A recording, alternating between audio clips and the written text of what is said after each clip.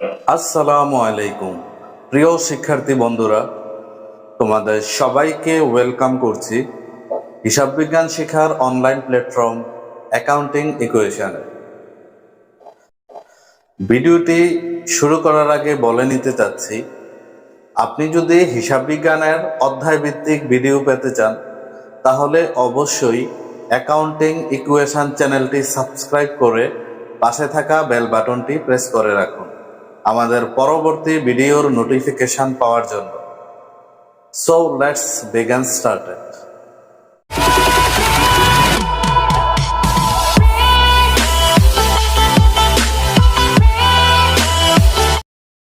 High, আমি রাশেদ আছি আপনাদের সাথে। Welcome back to a new video. গত ক্লাসে আমরা আলোচনা করেছিলাম চলতি সম্পদ ও চলতি দায় নিয়ে। শুরুতেই স্ক্রিনে দেখে নিব আজকের আলোচনা টপিকগুলো কি কি। ব্যবসায়ের অলসত্ব ফেলে না রেখে অন্য কোনো খাতে খাটানোকে বিনিয়োগ বলে। শিক্ষার্থী বন্ধুরা, একটা কথা বলে নিচ্ছি, আমাদের এই ছোট ছোট ভিডিও ক্লাসগুলো আপনারা অবশ্যই মনোযোগ সহকারে দেখে ফেলুন এবং শিখে ফেলুন। এর রেজাল্ট আপনারা অঙ্ক সমাধান করার সময় হাতে নাতে পেয়ে যাবেন বলে আশা করছি।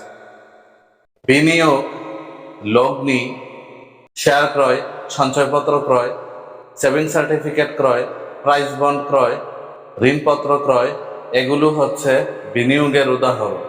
ব্যবসায়ের যে সকল সম্পদ মুনাফা অর্জনের উদ্দেশ্যে দীর্ঘ সময় ব্যবহার করা হয় এবং যে সকল সম্পদ পূর্ণ বিক্রয়ের উদ্দেশ্যে ক্রয় করা হয় না, সেই সকল সম্পদকে স্থায়ী সম্পদ বলে।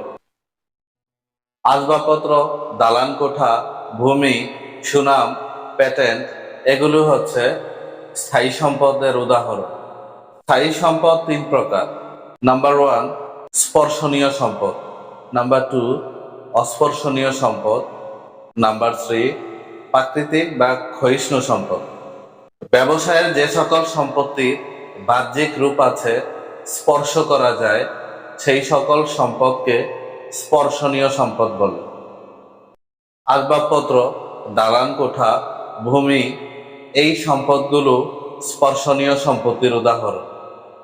ব্যবসায়ের যে সকল সম্পদের বাহ্যিক রূপ নেই, স্পর্শ করা যায় না, সেই সকল সম্পদকে অস্পর্শনীয় সম্পত্তি বলে। সুনাম, প্যাটেন্ট, ট্রেডমার্ক, এগুলো হচ্ছে অস্পর্শনীয় সম্পত্তির উদাহরণ। প্রকৃতি হতে প্রাপ্ত যে সকল সম্পদ সময়ের প্রবাহজনিত কারণে বা ব্যবহারের ফলে ক্রমাগত নিঃশেষ হতে থাকে, সেই সকল সম্পত্তিকে প্রাকৃতিক বা ক্ষয়িষ্ণু সম্পদ বলে।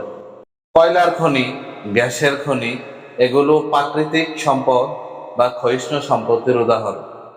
প্রিয় শিক্ষার্থী বন্ধুরা, এখন আমি তোমাদের সাথে শেয়ার করব স্থায়ী সম্পদ শেখার একটি দুর্দান্ত টেকনিক। এরকম নতুন নতুন দুর্দান্ত টেকনিক পেতে আমাদের চ্যানেলটি অবশ্যই সাবস্ক্রাইব করে ফেলুন। স্থায়ী সম্পদ শেখার জন্য আমাদেরকে একটি ছোট ছন্দ শিখে নিতে হবে। আশা করছি এই ছন্দটি শিখে নিলে আপনাদের জন্য স্থায়ী সম্পদ শেখাটা বেশ আনন্দদায়ক ও মজাদার হবে। ছন্দটি হচ্ছে, দায়িক আসুক পেট্রে, দা দিয়ে দালান কোঠা, রসই দিয়ে ইজারা সম্পত্তি, রসই দিয়ে ইকুইপমেন্ট বা অফিস সরঞ্জাম, ক দিয়ে কলকবজা ও যন্ত্রপাতি, আ দিয়ে আসবাবপত্র, সু দিয়ে সুনাম, প দিয়ে কপিরাইট বা গ্রন্থসত্ত্ব, পে দিয়ে প্যাটেন্ট, ট্রে দিয়ে ট্রেডমার্ক। সো বন্ধুরা, আশা করছি ছন্দটি আপনাদের কাছে ভালো লেগেছে। যে সকল সম্পত্তির বাস্তবে কোনো অস্তিত্ব নেই, বাজার মূল্য নেই এবং যা বিক্রয় করা যায় না, সেই সকল সম্পত্তিকে অলিক সম্পদ বলে। প্রাথমিক খরচাবলী, বিলম্বিত বিজ্ঞাপন, শেয়ার অবহার, শেয়ার দালালের দস্তরি, এগুলো অলিক সম্পদ বা ভুয়া সম্পত্তির উদাহরণ। ভিডিওটি আপনাদের কাছে কেমন লেগেছে অবশ্যই কমেন্ট করে জানান। আর এখনো যদি ভিডিওটিতে লাইক না দিয়ে থাকেন তাহলে অবশ্যই একটি লাইক দিয়ে দিন। আপনাদের এক একটি লাইক আমাদের নতুন নতুন ভিডিও বানানো এক একটি অনুপ্রেরণা।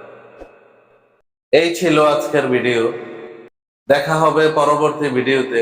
সেই পর্যন্ত ভালো থাকুন, সুস্থ থাকুন। আসসালামু আলাইকুম।